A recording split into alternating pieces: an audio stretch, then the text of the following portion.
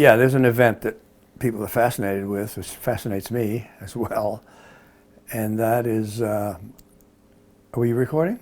Camera's rolling. Camera's rolling. Okay, I couldn't tell. Yeah, my stint in New York City was very eventful. I arrived there without a job, and within 3 years I was had a job and a half and was offered another great one, which anyway, I was on the Merv Griffin show for a number of years, and I was his cameraman, so I kind of knew Merv, and we had cordial professional relationship. Didn't get to speak with him a lot, but I was very impressed with the guy. He was very honest, very hardworking, and what you saw on screen was who he was, as far as I could tell. He was very hardworking. He worked 6 days a week, starting at 6 a.m. He would take Sundays off because he was a religious guy, Catholic, and he was very sober, very clean. However, as a side point of interest, he would throw a party, a winter party and a summer party for the entire staff, not only of the Griffin show, but Jeopardy and all his other properties. And he would throw the party. It was big time. Summertime, typically, he'd book one of those big boats that goes around Manhattan and offer you anything from, it was lobster and there was no budget limitation, open bar. And wintertime, it would be in one of the hotels. And similarly very generous. And those were the only 2 days that Merv would drink. And he would fall down drunk, and they would carry him out. And that was it, twice a year, right to the wall. That was Merv. You had to respect the guy, really.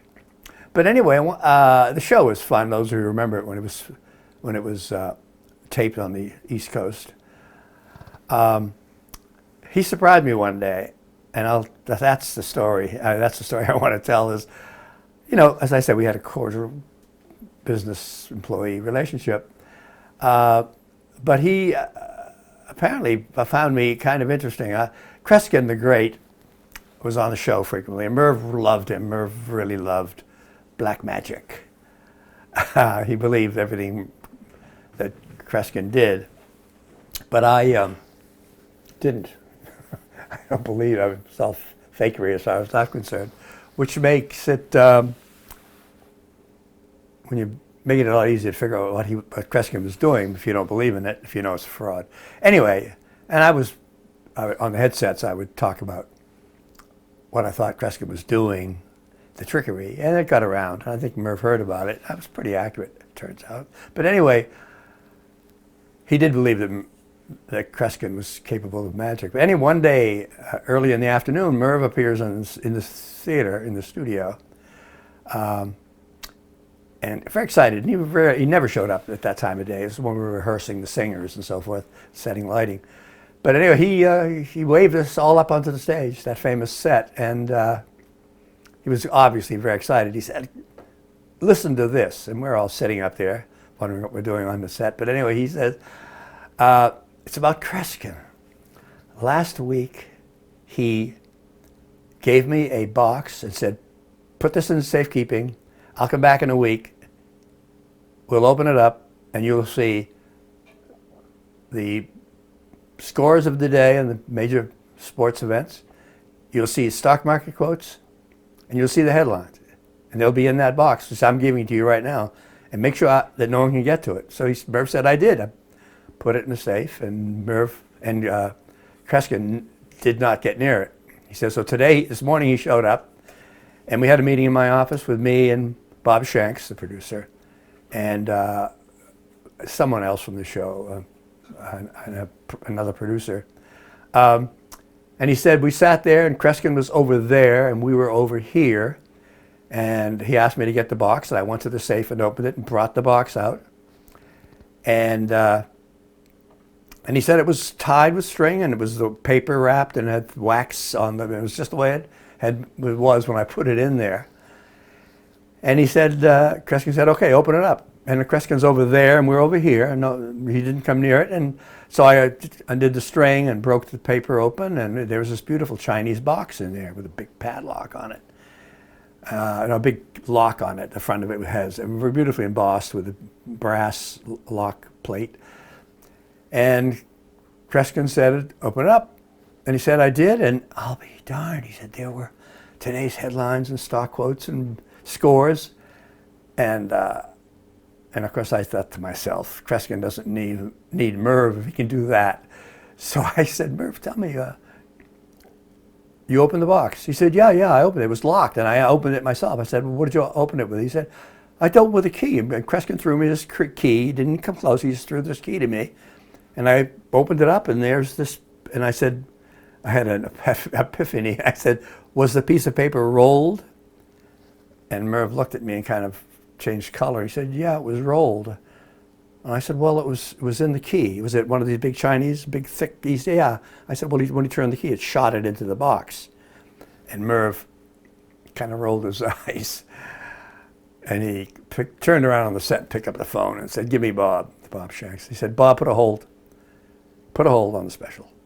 They had planned a special. They had commitment from the chief of police to appear on the show and the Archbishop's assistant and somebody else to be on the show.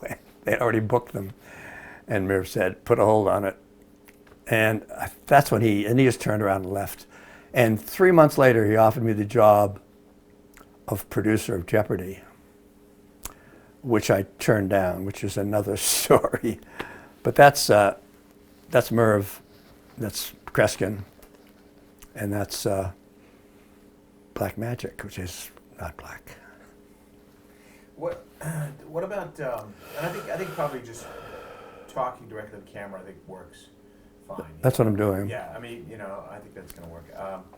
So let's talk about what was life like in New York City when you were there? Life in New York City.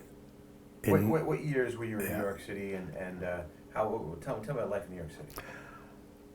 I arrived in New York City in 1962. I've been living in Boston, and in television was Channel 2 in Boston, WGBH. And I had a friend who moved to New York and encouraged me to move down there. That I could get a job there, so I did move down.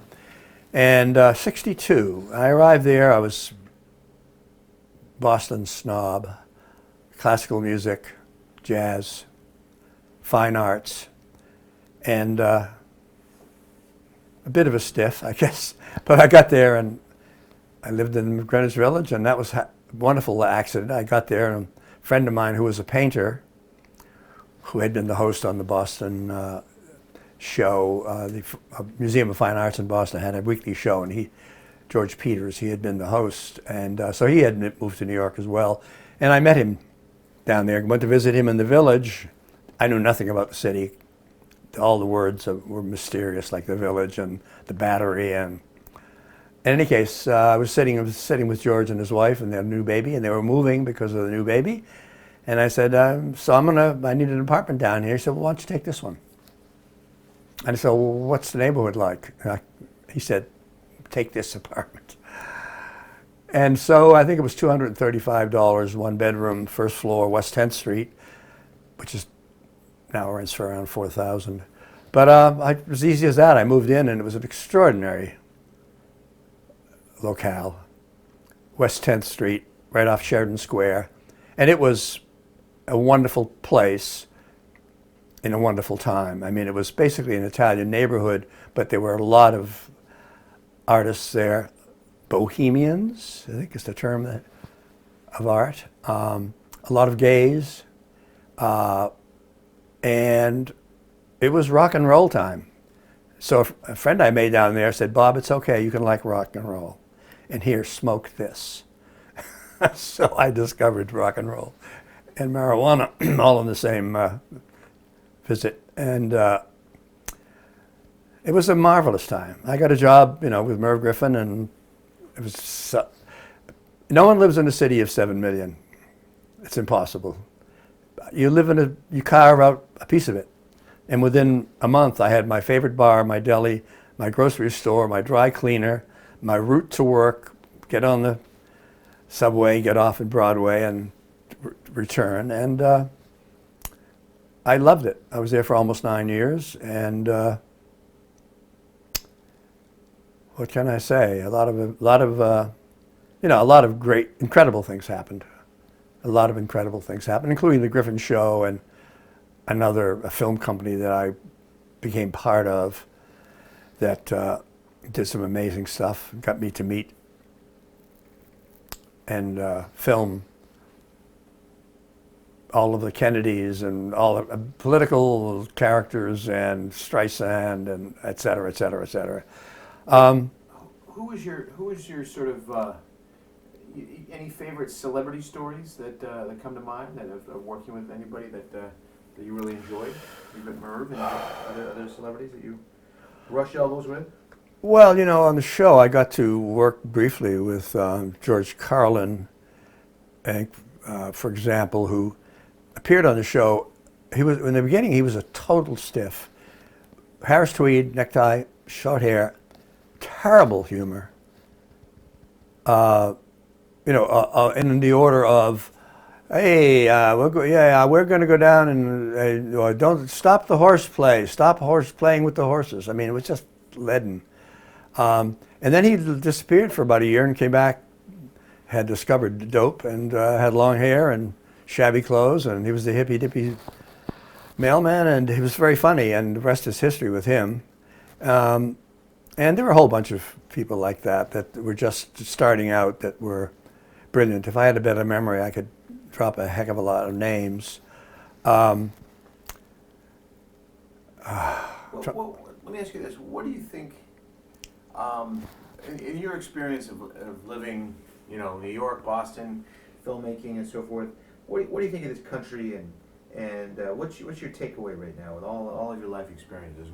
How do you feel about things? There's a biggie. And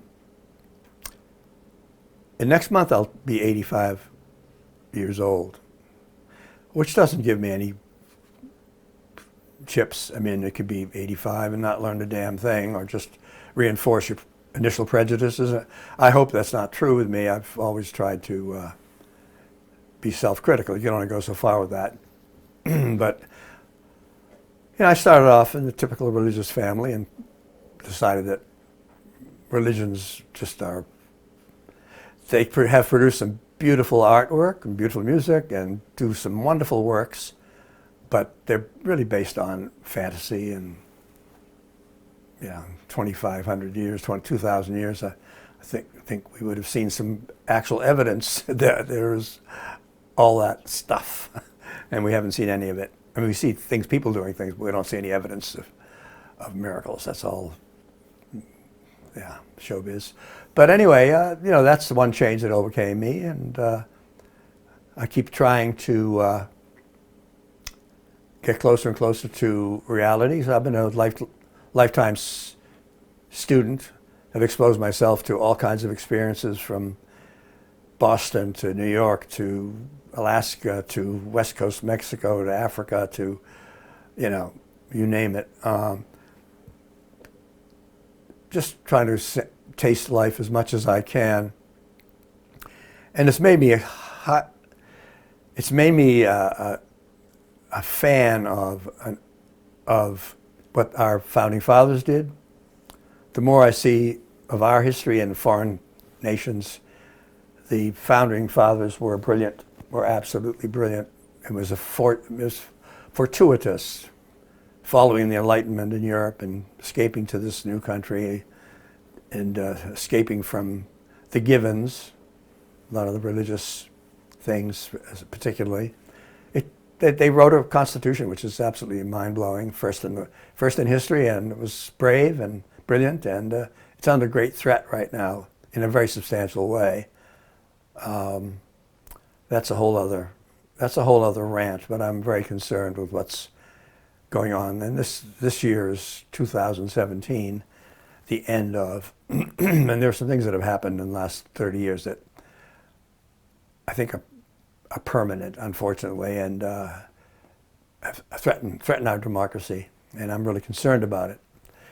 And so that's where I'm at. You know, I'm open to literature, art, actual experience. I've survived being surrounded by a tribe of hyenas in Africa one night. That's a story. I've survived being threatened by a group of Mexicans down in the west coast of Mexico. Made an armed escape from that. You know, so I've been out there, and I've had some wonderful experiences as well. I mean, those were wonderful in their own right. What do you think the peak of our freedom was in this country? You know, when you take a look at the Constitution, you look at the sort of lack of freedoms that we've had starting at the beginning of the century. You know, this country is evolving, right? I mean, it keeps evolving, keeps changing. It's never been the same. Our perception about all these democracy, you know, how democracy works is not once been the same. It's very fluid. It's very fluid. Yeah. So you know, so where has this country been ideal, in your opinion? From what period to what period were we ideal, and were we ever ideal? No, we have never been, I think ideal is a very strong word. The founding fathers, in their wisdom, knew that the Constitution, our freedom, would be under constant threat, and that that was inevitable. And they were very much aware of the nature of man.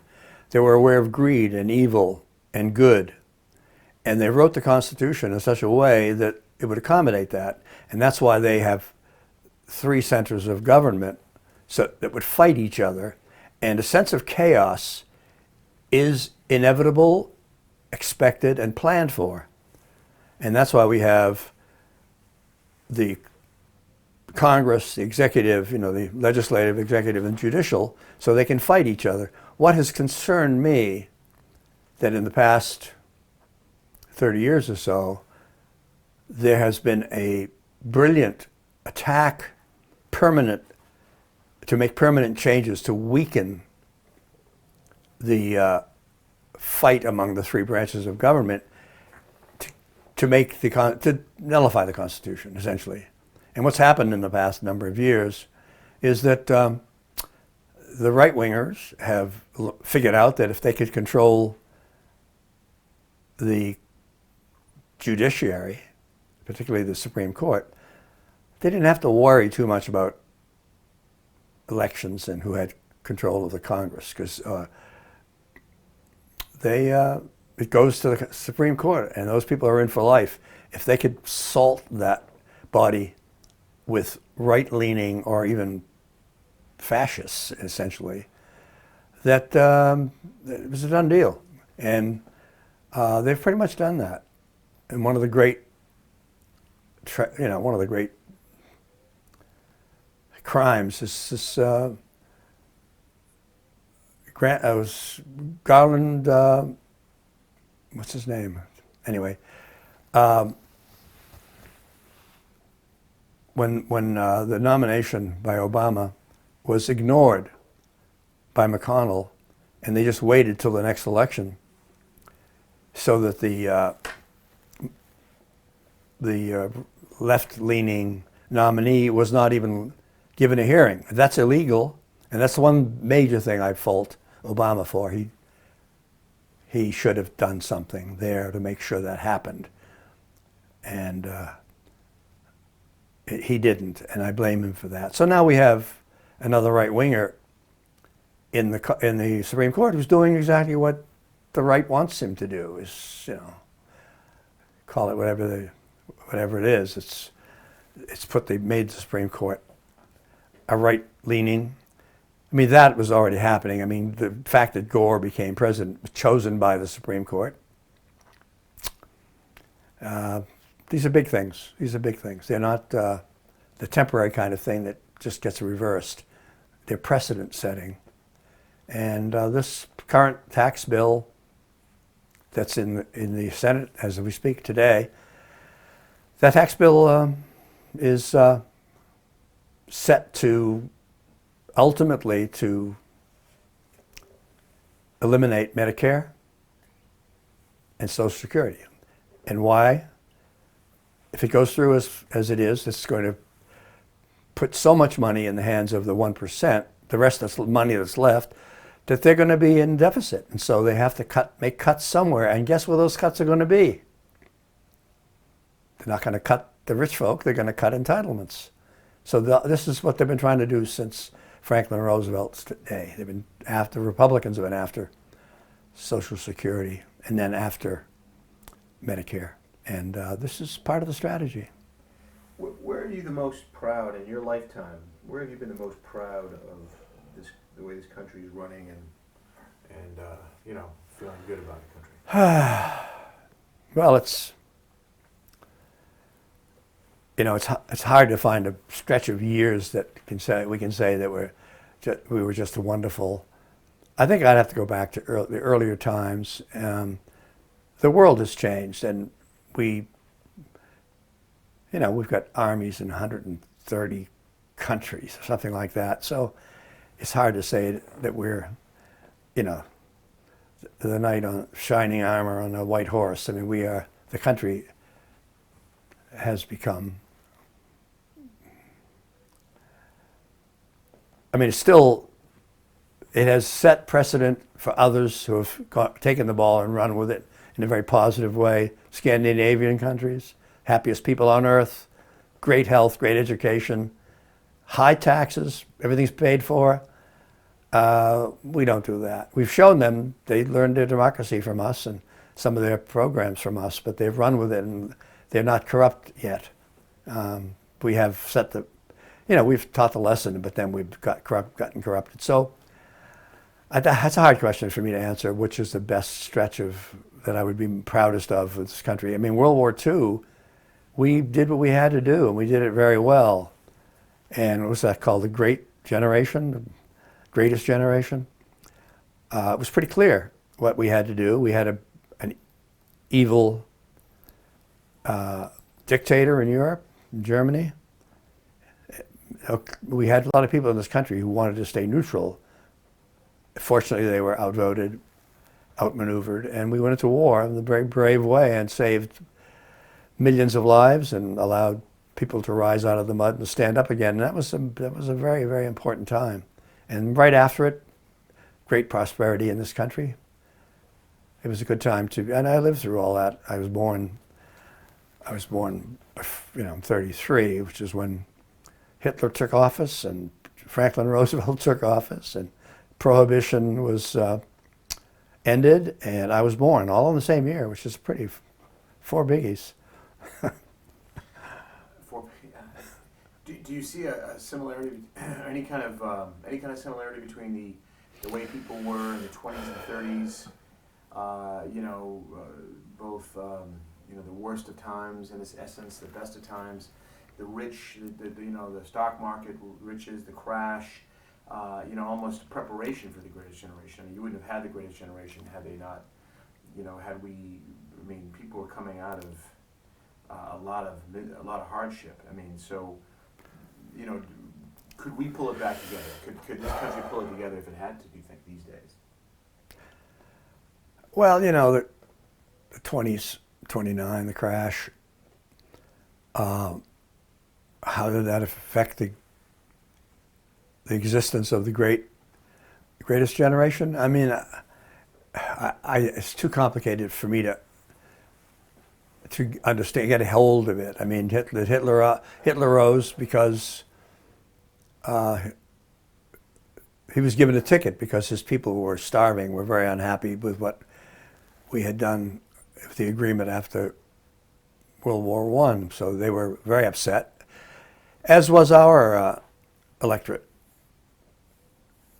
During the recent national election, they were very upset, and they made bad decision. They went for somebody who was super strong, promised everything, and managed to get power, and then just ruin the country. And I see the same thing happening right now. You get somebody who bluffs their way in, and then tells one story, and then acts a totally different way. And I don't think Trump is Hitler, but he certainly is. He certainly is a very authoritarian character, and he loves foreign strong men and has nothing but disdain for foreign rational men, women, leaders, insults them. So it's clear where his head is at, and because the last thing we need in government is a business person. Businesses are dictatorships. Hello, I've owned a few. And, it might be a benign dictator, but you have the final word. You're a dictator, and that doesn't work. And that's not what government's about, is you share your votes with the employees. There are some companies like that, but they're rare. And Mr. Trump is not subtle. He's a businessman. He thrives on chaos because he's basically incompetent. And when you're running a group and they're competent and organized, and you're kind of a numbie, it's threatening. You want chaos, so that with the power you have, you can push people around. Then they can't stand up to you very well. And I think that's what's going on with him. It's an instinctive thing. So at 85 years old of age, you've seen quite a bit of the 20th century and part of the 21st. What would you tell the generations ahead of you about how to make this country safe and make the world safe, make a better place? What can you impart with your wisdom of what you've learned? Well, give me some power and I'll show you. Would you imprison all of the bad guys? No. Whatever we do, it's got to be done democratically, because if we do something like go into the streets and start shooting the bad guys, we are setting another precedent. That would violate the Constitution, which is what we have to save. So whatever we do to straighten this out, it's got to be done constitutionally. Now the vote, if most of the people in this country are liberals. They wouldn't necessarily know it, but their choices are liberal. They don't vote, or they get conned very easily. So we've got to change things by getting throwing the scoundrels out of office, voting them out.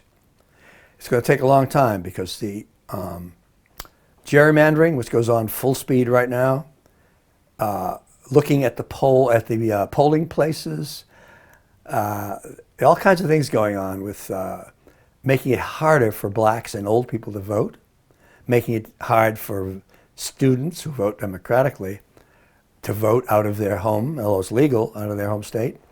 There are all kinds of blocks being thrown in the way of Democratic voters. And that's, if there were a fair vote right now, the Republicans would be out flat out. But they know that, and so they're doing everything they can to make sure that there isn't a fair vote. And that's clear, in spite of what they say. And I think we would vote them out. That's, if you want to ask them what's got to be done, it's got to be done constitutionally. And it's going to take a long time to reverse what's happened in the Supreme Court, for example. If you look at history, you look at Mark Twain, you look at the comedian with the lasso, what's his name? Will Rogers. Will Rogers. Consistently, they said it's always the same message that you're saying, which is we get scoundrels in there, throw them out, get the bums out. When has that ever been different? And they have thrown them out. That has happened. But I'm saying, right now it could happen again. I'm saying that's what's got to happen. It's becoming much more difficult to do so, because the smart guys have figured out that if they control the Supreme Court, whatever the heck comes up, they can throw out an election. They did it with Gore. Gore won the election. The numbers are clear. But it went to the Supreme Court, who said, no, let's stop it right now. Rather than doing the full counting, they stopped it right then, because that meant that Gore would lose.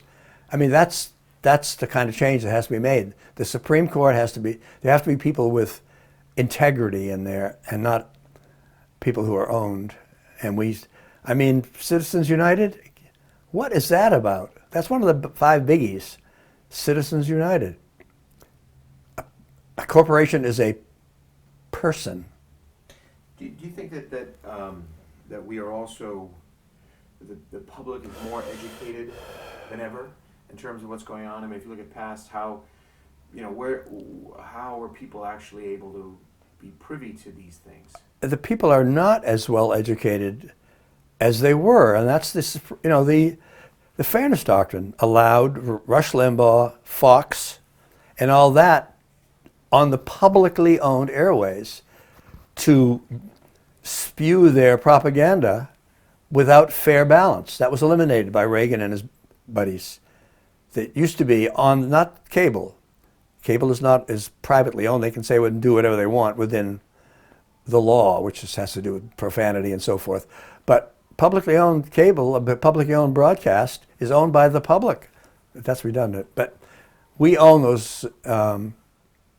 We own those airways, and in the Communications Law of 1934, several regulations were enacted, and at some point, not in the beginning, the Fairness Doctrine was instituted, which said that on the public airways, left and right, or pick your words, there had to be a balance of opinions expressed because they were public airways.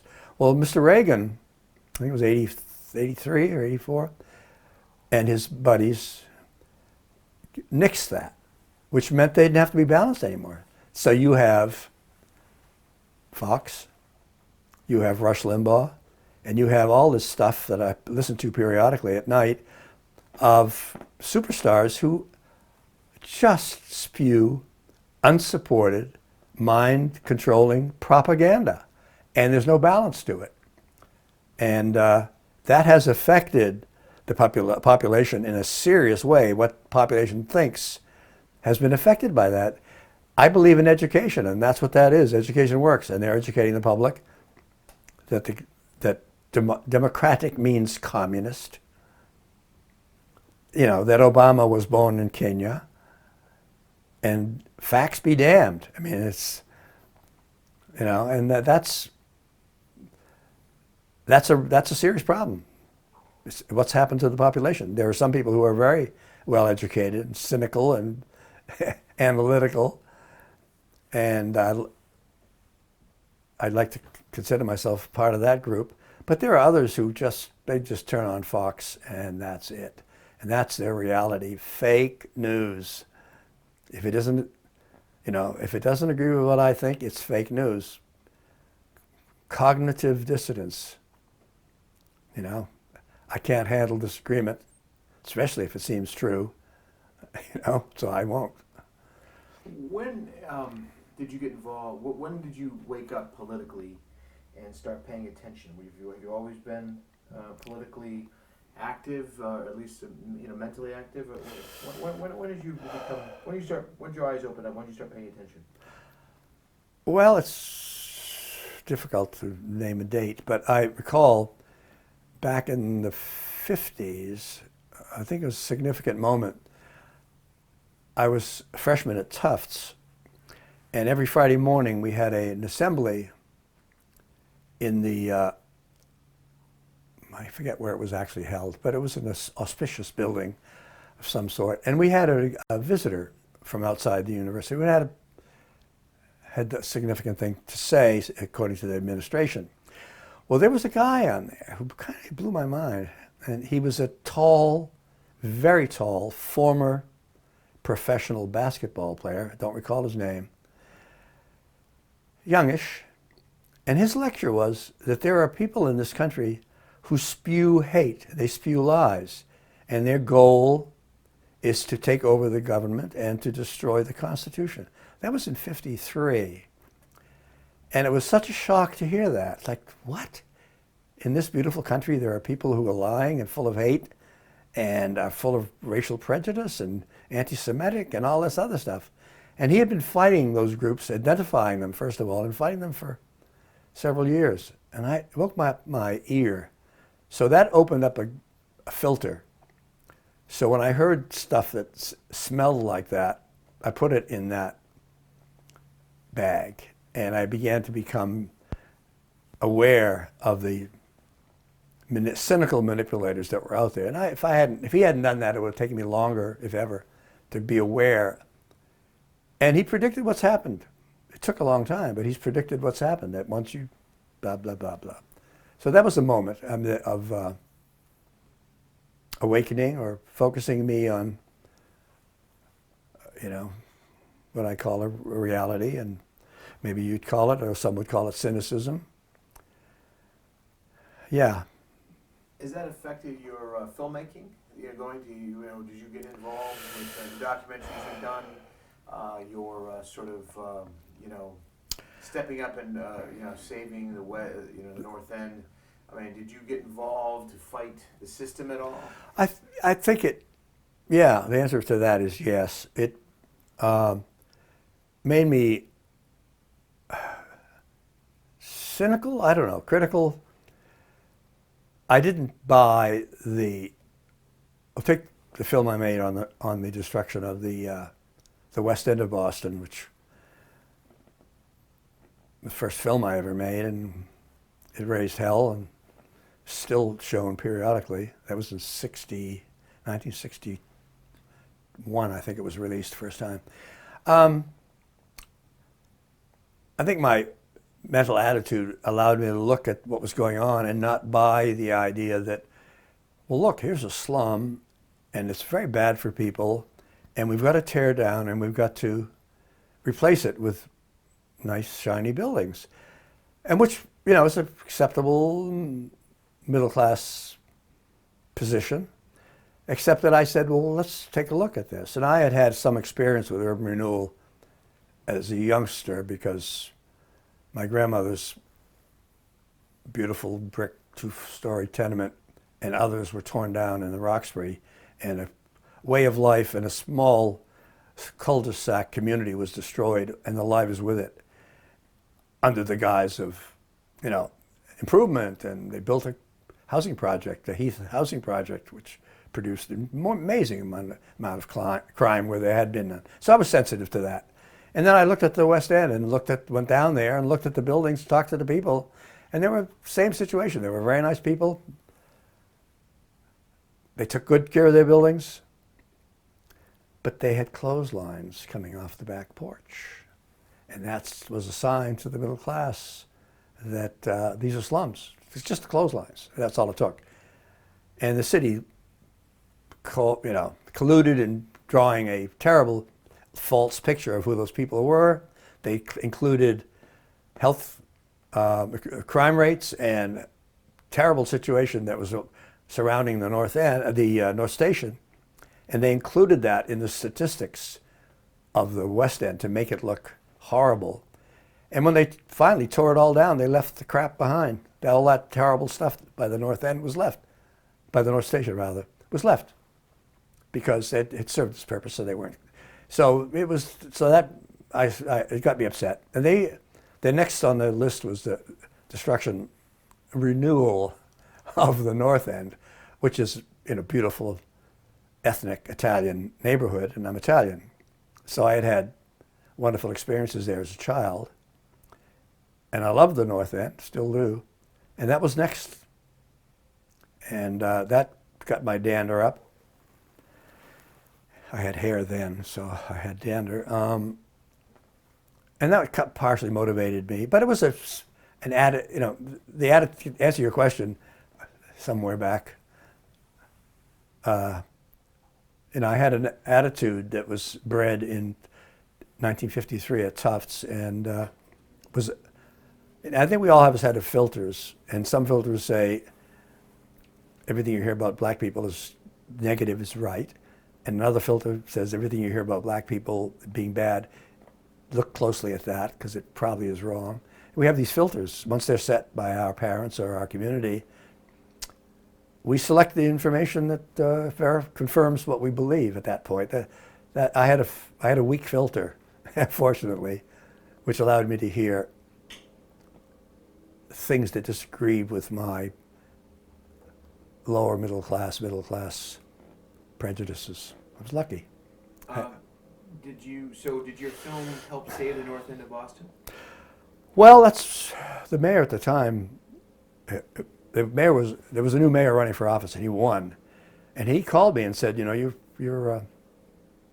film helped me to win, which is pretty astonishing. And others attacked the plan to destroy the North End, and they showed the film as being, you know, the urban renewal was a fraud. There was nobody around doing that except for Jane Jacobs down in New York. At that time, no one was fighting urban renewal, and I didn't know any better. I didn't know anything about urban renewal or how to make a film, but I was focused on the people there and what was going to happen to them because of my background and so forth. And so, you know, it was showed a number of years. It's still at Boston Public Library, I believe, and it's still shown periodically. But I understand that it was part of the ammunition that was employed in just stopping the North End from being. I can't take credit for it, but I'd like to take a little bit, maybe just a little bit. But just because the camera's rolling, tell me about what you see going on in Portland today. What concerns you about Portland, about change going on here? I think we should make a film on that. We should do a documentary on it. Yeah, tell me about it. What do you think? What do you think is, you know? Well, what's happening? What's happening in Portland? It's happening in all over the world, and that is this is a period of prosperity. A lot of money around, and a lot of people at the top have a lot of money to spend. Back in the '60s, approximately, the big development money was most of it, '60s, '70s, and even the '80s. Most of it was going to development in the suburbs. The suburbs were the place to live. Open spaces, fence, green, lawn, place to park the car, no poor people. So all the money was, smart money was running out there to develop these communities. Right. Now we don't like the suburbs quite so much. The city is an interesting place. Suburbs are dull. And so all that development money is rushing back into cities all over the world and developing and buying and, you know, gentrifying. And that's sort of, I mean, pick your city. I lived in the Greenwich Village. That place is almost destroyed by gentrification. All these people with bucks want to go down and live in this quaint Greenwich Village, and they tear out the village and put in shiny condominium buildings and look out the window and say, where's the village? What happened to the village? And it's happening here in Munger Hill. Just, you know, all this Franklin Arterial, Spring Street, tore down viable communities with 3,000 home residences destroyed, domiciles. And those people had to go somewhere, and they left town pretty much. Well, so what's happening is, as we speak, I could look out the window and look at all the cranes. They're buying up space and they're building. That's what investors do. It's what they have to do. They have to get a profit. That's what they do. But the citizens are pretty much defenseless against a flood of money, and the city itself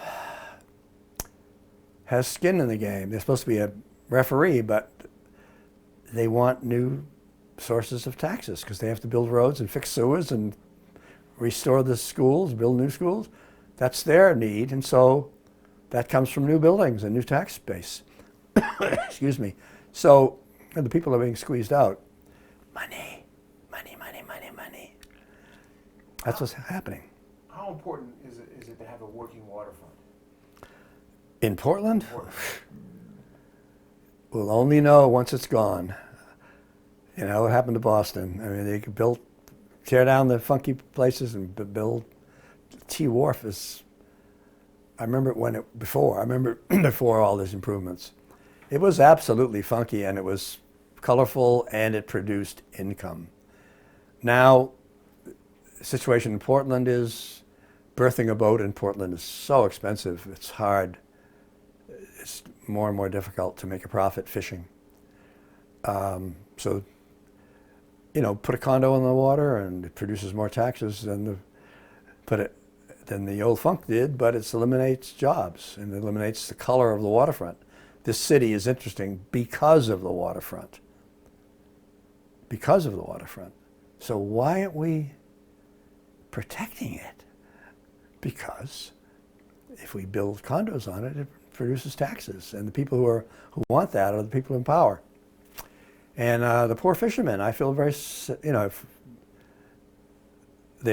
yes, they have overfished the waters, the resource, with a lot of help from foreign fleets.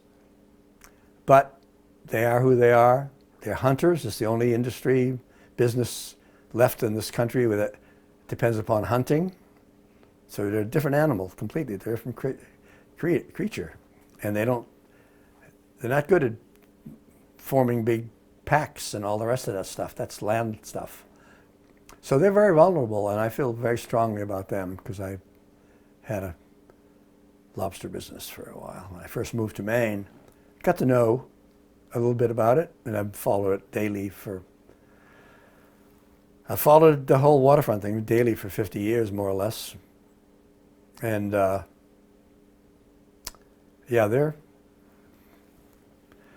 I'm all about problems today, aren't I? If you look at like IMSCIP, do you feel like that's the kind of industry that's still a viable, important industry to have, or even a cold storage? Yeah, I think that's. I was opposed to that initially because of the height stuff, and because they agreed 35 feet, and after they got selected, they changed it to 70 feet or so. And it's game playing. But then that part of the waterfront in Portland, the western third, is industrial. There's no fishing fleet there. It never has been. And it's been barren, essentially. So I think, IMSCIP is a water-focused organization, shipping and receiving from Europe to... So I think in a way, I think that's fine. I really do think that's fine. It's not pretty, but what the hell? No, industrial areas are not built for their prettiness. They're built because they're economically viable. And, we've been flat here once the St. Lawrence Seaway opened up. Portland as a shipping, as a shipping harbor died, and the city went to hell at that point. But now the IMSCIP, the cold storage, brings some of that back. I think it's a good thing. I really do. Do you think that is the lobstering and the fishing needs, is that more about nostalgia and charm, or is it actually, something that the city should keep as a long-term resource for economic reasons? It produces more than any factory up here does. I mean, the waterfront, the lobster business, the fishing business is very productive. Tons of income come out of that. I mean, if we become solicitous, if we pat them on the head and say, isn't that cute, we're missing the point. It's a very valuable resource. Jobs and just products sold and income, the chandleries. There's an ancillary thing to that where there's seafood restaurants, cruises. That's okay too. But when you put condos on the waterfront and you build these buildings which eliminate berthage for commercial boats or chandleries or buying and selling things, that's killing the golden goose. I mean, it really is. And the fishermen are fighting back now, but they got a heck of a battle on their hands, and I'd like to get more involved in that. I mean, I follow the information on a daily basis, but I'd like to become more active in that. And in fact, I am. Yeah, it's very, very important, very important. And it's Portland. Portland, hello, Portland. When did you get involved with lobstering and your seafaring ways? Hey, my seafaring ways, is it? Yeah. Well, if you count a river as a part of the sea, I had my first boat when I was about 7 or 8. Yeah, I've had boats all my life. Rivers, lakes, ocean. The last 2 boats were cruising sailboats in the ocean, one in Long Island when I lived in Manhattan, and one up here in Maine.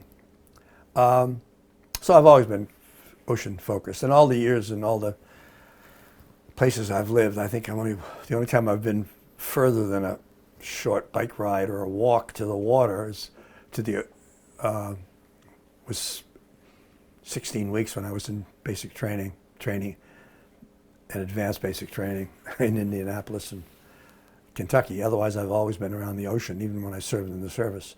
So I've been, I love the margin between the land and the water. I gave up meat and poultry in 1962. So I eat fish. That's my one of my key protein sources. And I studied the cuisine, various and sundry ethnic approaches to seafood, Japanese, etc.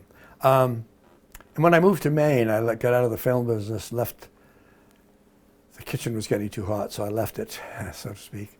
Moved to Maine. I leased a wharf and became a lobster buyer. Maine, lobster? Duh. And I knew I loved lobster. I knew I'd eaten tons of it, but I didn't know anything about the business. And the lobsterman up in Georgetown tucked me right in the cash register, so within 3 years I was broke. But I kept at it, and I turned my creativity to seafood, and I started the smoked mussel thing in this country. No one had been smoking mussels, and I was surrounded with them. And I'd had some in Europe, but I couldn't find any in this country. And the dealers said, no, there's no such thing here. People won't eat them, they're poison. Anyway, so I worked out a recipe and started shipping them around the country, and the rest is history, as they say. Now it's a commodity, but at the time, people didn't know what the hell I was talking about. So that was expensive, but fun. I was too early, and I failed. I wasn't able to drum up enough business smoking mussels. And when I got out of it, Duck Trap and Great Eastern Mussel jumped in and started smoking and made it big. But I told my father that the smoked mussel business had failed, and he said, well, Bob, you're a pioneer. You keep doing things first, and you know what a pioneer is. And I said, no, but you're going to tell me. And he said, a pioneer's a guy with his ass full of arrows. I said, Dad, now you tell me. But I did several things, tried to market sea urchins from Maine. Back then, no one was having it. I couldn't sell sea urchins except a few bushels during Christmas to the Italians and French in Boston and New York, but otherwise they were just sitting there by the billions. And we had an interesting experience back then with Reggie Bouchard was the director of marine fisheries for Maine. Very clever, very nice guy, Reggie Bouchard. And he was trying hard with the underutilized species, ahead of his time, really. And, he had heard that the Japanese loved uni, the sea urchin gonads, actually. And so he brought an expert from Japan in sea urchin. And he asked me and two other dealers up the coast to bring a half bushel of sea urchins to the hotel at the main mall, whatever it was called in those days, a two-round, whatever that hotel was called at that time. So we went with our sea urchins, and we met in a hotel room with this very dignified elderly Japanese guy, and he had 3 sycophants, young assistants with him. And he supposedly didn't speak English, so they translated. So we all come in, Reggie and these 2 other dealers and myself and our urchins. And the young men break open, serve him, the expert. And he takes the first one, I think it was mine, and tastes it into the sink. It's kind of terrible face. And then they opened up one from another basket, same thing. And the third one, same thing. And so Reggie and we are sweating, saying to one of these translators, what does he think? And so the young man turns, very dramatic, turns to the old man. They speak back and forth in Japanese. And the young man says, well, Mr. whatever his name was, says that there are 2 kinds of sea urchin. One is called Japanese word, and the other is called Japanese word. And Reggie said, and? He said, well, this one is the one that we really like, it's called whatever. And the one that we have here in Maine is called WW. And Reggie said, well, what does that mean in English? And the man said, well, I think the word is horseshit. I swear. And Reggie said, are you saying that this is not? And he said, no, these are not edible. Well, we all went home. And sometime later, years later, word comes back through Reggie Bouchard, well, not just to me, but to the coast, that man, the dignified man, had controlled sea urchin exports out of California and didn't want us to jump in. So he lied. And the reason that came out is because somebody in Maine had the rights to take some sea urchin and just fly them into the market at Tokyo, and they sold big gangbusters. And then we were able to figure out that the whole thing was a con. They had stopped us for years. And then Katie barred the door. I mean, it became a multi-million-dollar business. By then, I had left Georgetown, and I didn't have any sea urchins to sell. But that's a fact, and that's some of the interesting stuff that's gone on here. Japanese are good businessmen. Good businessmen, tough, which is what it takes. How does Donald Trump compare to the Japanese? I don't think he even knows what sea urchin is, and no, he's not a competent businessman. I don't believe it. I mean, that's why he won't show us. One of the reasons he won't show us is his tax returns, and one of the reasons that he has to take, that he's been money laundering, which is what's going to get him. He's a money launderer, and they're going to nail him on that. And he'll pardon himself, and he'll pardon his kids, and pardon all those people. But yeah, no, he's not a good businessman. He's a gangster. In New York, they won't touch him, and that's why he had to go to the Russians. They won't touch him. You know, the money lenders in New York know what he is. They won't go near him, and he had to go overseas to get money, and on an illegal basis. And don't look at my tax returns. It could hurt me. Yeah, he's a gangster in the White House, and that's what he is. And his kids are gangsters as well. So why don't we stop today here? What? All right, are we good for today? For now? Is there anything you want to talk about specifically? We're going to keep on shooting every week. We haven't got into God yet. No, this is fine. Huh? This is fine. Your tea is getting cold.